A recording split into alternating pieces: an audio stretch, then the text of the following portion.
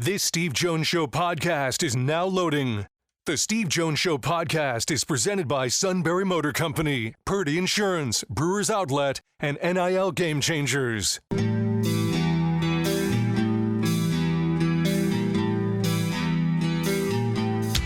Bringing you an in-depth look at Penn State sports and more. This is the Steve Jones Show on News Radio 1070 WKOK.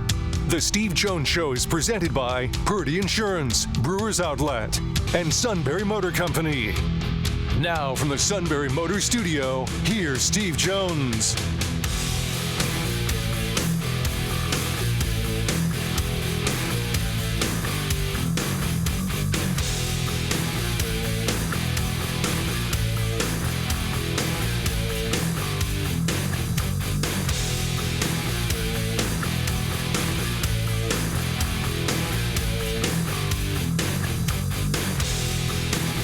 Great to have you with us on the show today. This half hour being brought to you by Brewers Outlet, Reagan Street in Sunbury, the beverage supermarket. Imports, domestics, microbrews, the best selection of beer anywhere. Wine coolers, water, soft drinks, snacks. They roast their peanuts fresh and hot every day. Pickle bar, led by the barrels and the dills, indeed second to none. And again, your ability to get ready for the tailgate and the whiteout is at hand. Brewers Outlet, Reagan Street in Sunbury, the beverage supermarket. We bring in now Neal Coolong, the great man himself, who was a staple of this show and has been since day one. And the reason he's still here, because every day he gets better. Neal, thanks so much. As always, it's my pleasure to be here. Thanks for having me. So the Steelers have been aching to get a wide receiver. There have been a lot of rumors over the last few months as they're targeting this guy, they're targeting that guy.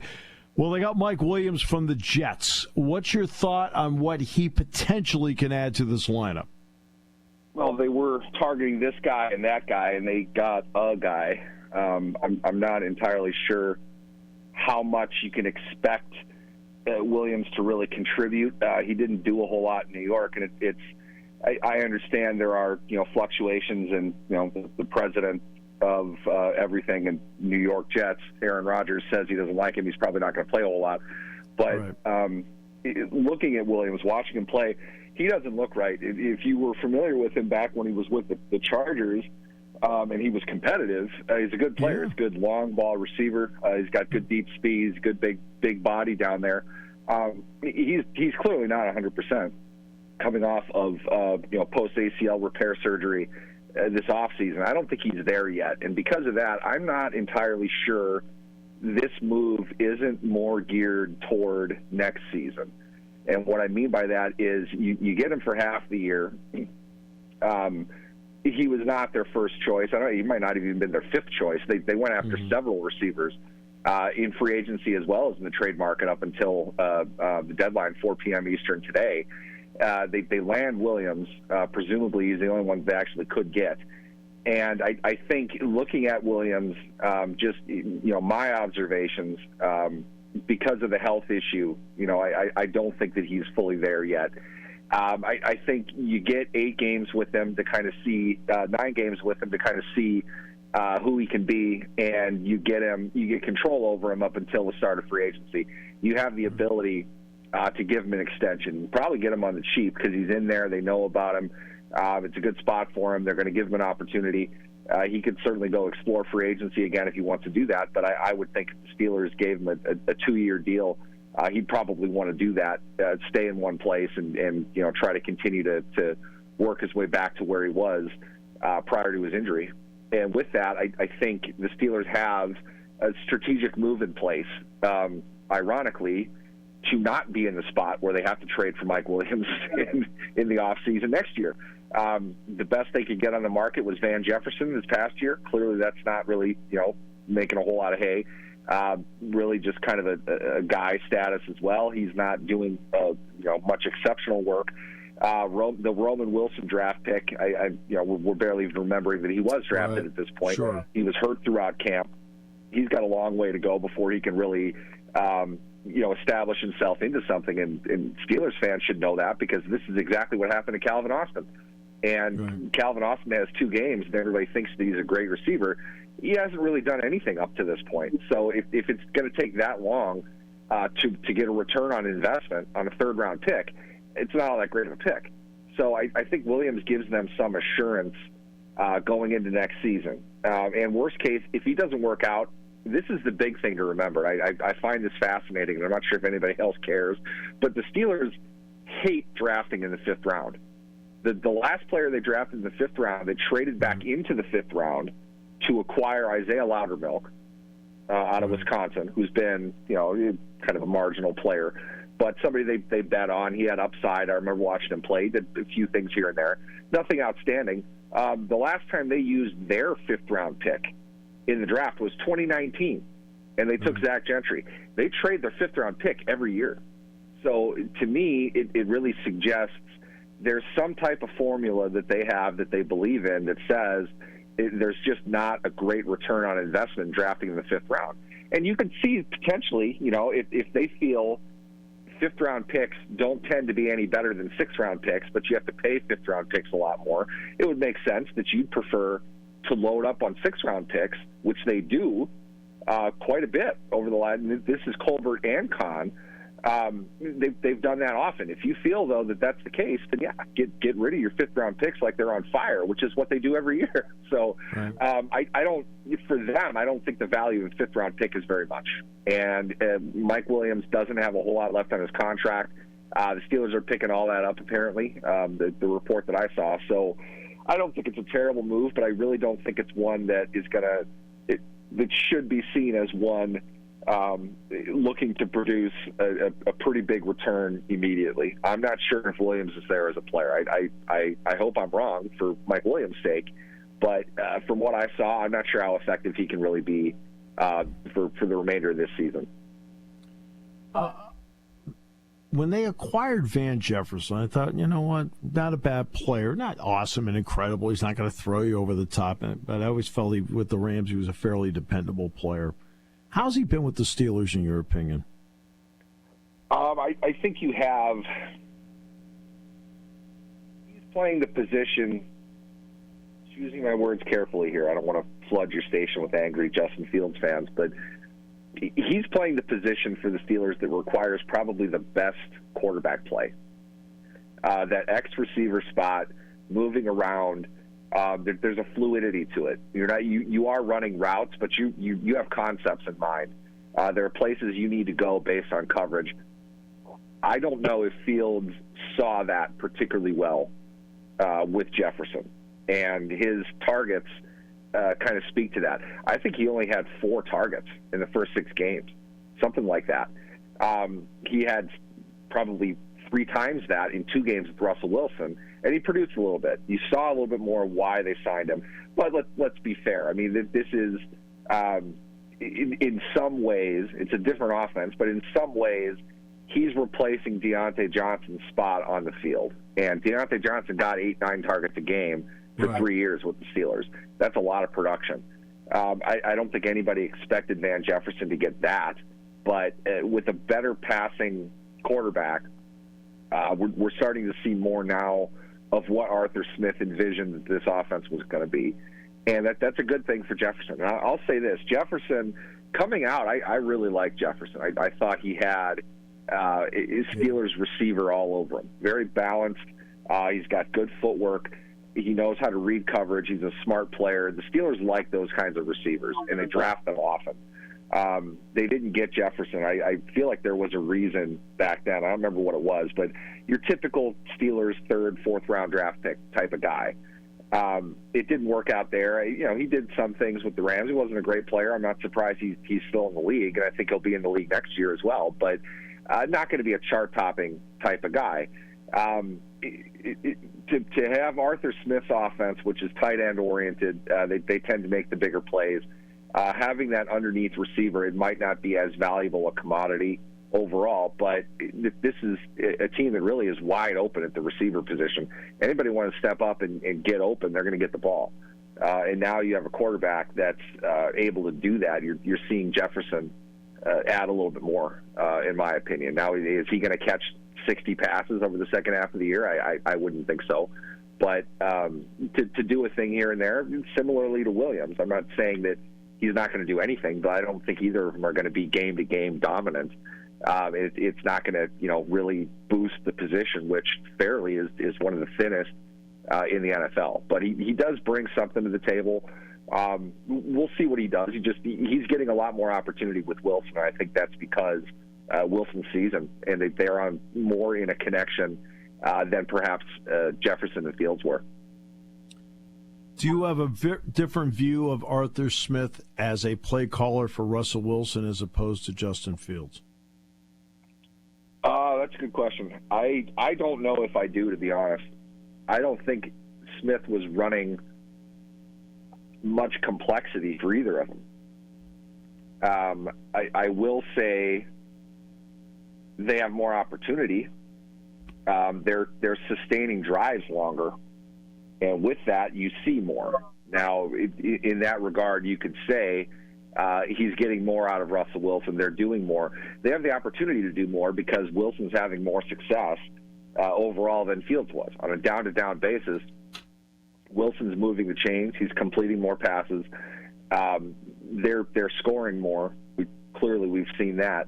And they're doing more overall in the offense. So I think Smith has more of a chance to do more things, but I don't know how deep they've really gotten. And I think some of that is I don't think there's a chunk of it that I don't think has anything to do with the quarterback. I think it has a lot to do with the offensive line. Right. You spent a chunk of time there without Isaac Seumalo. You lost Dan Moore here recently as well.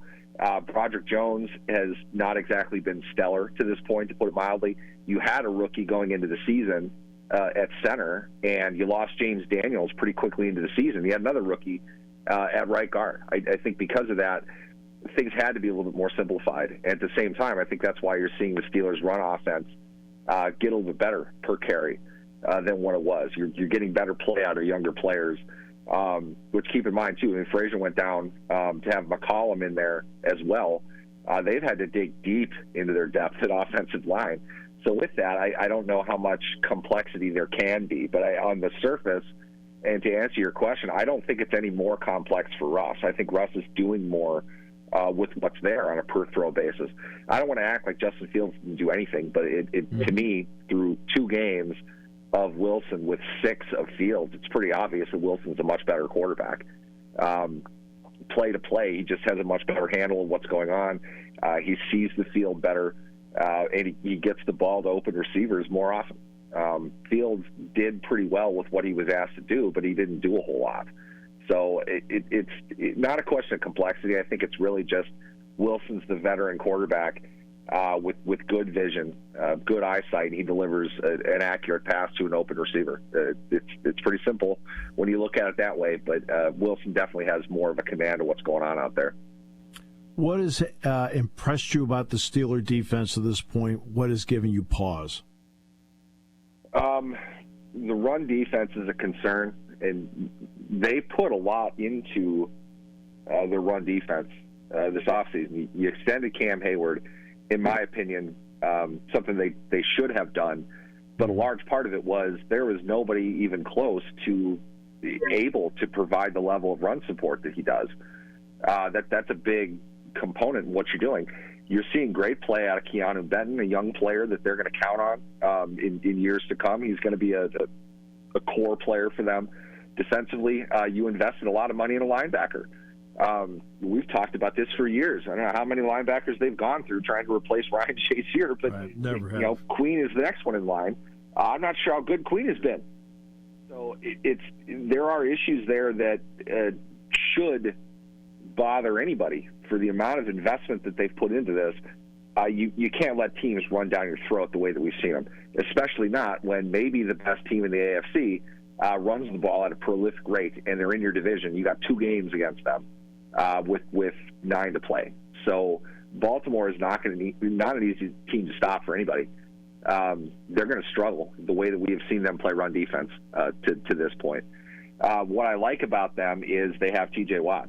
I know that's pretty simple, but I don't think there is a superlative that you can put on his game that hasn't been said at this point. But as an observer, watching the last 7 years, I think it really says something late in a close game when you just know TJ Watt's going to do something. And that's not fan speak. You're sitting and waiting because that's usually what happens. How many defensive players have we ever seen that will make a play when the game is on the line? We say that about quarterbacks. We say that about wide receivers. Way back in the day, the AFC Championship game at Three Rivers Stadium, John Elway drops back to pass and throws a 95-mile-an-hour fastball that drills Shannon Sharp square in the chest to clinch the game and send the Broncos to the Super Bowl. Those are two guys you knew were going to make a play because they did. They're Hall of Fame players for a reason. TJ Watt's on defense, reacting to what's going on, and he still makes a play. The ball pops out of the guy's hands when TJ Watt hits him late in close games. Nobody else is like that. It's really a remarkable thing to watch. I've thoroughly enjoyed being able to see him throughout his career. And I've said not to write him off, but most guys, they start slowing down as a pass rusher. I think Watt might be better. I think he has more. The explosion probably goes down, but you watch the array of moves that he has, the way that he sets tackles up. He's such a smart player. He is so far ahead of the guys that he's going against. It's like he just needs reps. He just needs the opportunity to see how they're going to block him. And by the end of the game, he's got 4 or 5 things he's going to do that they don't see coming. And he kills them every time. Just a phenomenal player. And if it needs to be said, he's a first ballot Hall of Fame guy. Very likely could become this year the first player, I believe, in voting history for the Defensive Player of the Year award to get first place votes in 5 consecutive seasons. His brother didn't even do that. Aaron Donald didn't even do that. That speaks hugely to his ability, to his intelligence, to his growth in the game, and his health. That's probably the biggest thing. His brother, unfortunately took a lot of injuries probably at the height of his veteran prime. He probably had another Defensive Player of the Year in him, if not for injuries. And Watt has been fortunate enough to avoid a lot of that, the high-end injuries to this point. And the Steelers, over the last 6 years, have probably won 15 games that they shouldn't have because of TJ Watt. And I don't think any defensive player could say that. You can only play who you play.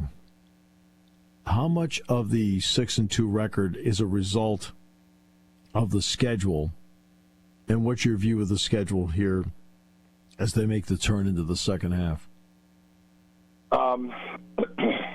You're right. They only can play who they play.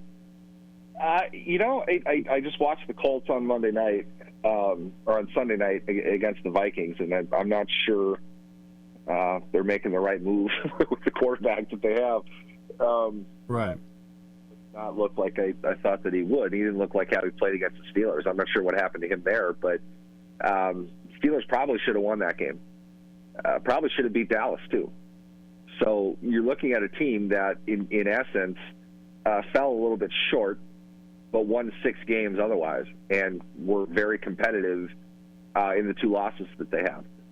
So you might have beaten teams that are not, overall the best in the NFL, but that's what you need to do. You have to beat the teams that you need to beat. They earned their record. I think it's a fair representation of where they are. Excuse me. I don't think, though, they're going to win 6 or 7 games down the stretch. Much better opponents. I didn't get a chance to really watch Cleveland a whole lot, but I would think any team would improve if you took a player that's performing like Deshaun Watson was off of it. I would think that'd be more tough, and they are clearly the worst team they're going to play. Cincinnati is a much better team than 3-5 or whatever they are right now. Like I said, Baltimore might be the best team in the game. They've got them twice. If they're not the best team in the game, then it's the Chiefs, and they got to play the Chiefs. So it's pretty brutal, I think to get ahead of ourselves and act as if they're just going to show up and win 6 games over their last 9, it obviously is silly. This is a 9-win team. Maybe they eke out 10. I might see them fall to 8. But I think they can compete. I don't think that Cincinnati is light years ahead of them. Baltimore forgot how to beat Pittsburgh. I'm not sure how that's happened, but that probably comes even this year. We'll see. But Cleveland's a team they could beat twice, I would imagine. Not the easiest thing in the world to do, but you win 3 of 4 against Cleveland and Cincinnati. Maybe you take one off Baltimore. You're in a pretty good spot. So I think we'll definitely see the toughest part of their season. We're going to see probably their worst game in these next 9, somewhere in there, starting with the Commanders. I didn't even mention them. What a story that is. What great play. Dan Quinn's gotten them. The level that they're at. Jaden Daniels is clearly the rookie of the year. I think he's one of the best quarterbacks in the game this season. Not going to be an easy team to beat. We will see truly who the Steelers are, but I also think that this is a team that's built for the game of attrition, like Mike Tomlin often says. So you got some tough battles in there. I think they'll compete, but I think 9 wins is realistic. They go 3-6 here down the stretch. It seems like a collapse, but their schedule was really, really cold and then hot. I mean, they didn't get anybody in the first part of the year. The bulk of their competition is down the stretch here. So we'll find out more about them. I mean, it's a fun team to watch. It's fun to see them grow, especially offensively. But you got some really good football teams coming up. I'm not overly optimistic in their chances to win, 5 of their last 9. Always a pleasure, my good friend. Absolutely. Thanks for having me, guys. Neal Coolong. We'll come back more in a moment here on News Radio 1070 WKOK. Party time, game time, or just fun time. Doesn't matter what time it is because it's Brewers Outlet time. The beverage supermarket has the area's largest beer selection. Imports, microbrews, ciders, and domestics. Pick from over 100 ice-cold 12-packs and dozens of 24-ounce singles. Soda, snacks, hot sauces, fresh roasted peanuts. Make it one-stop party shopping, and don't forget the pickle bar. So whatever you're celebrating or just doing it up, Brewers Outlet, Reagan Street, Sunbury wants to see you and thank you for your years of patronage.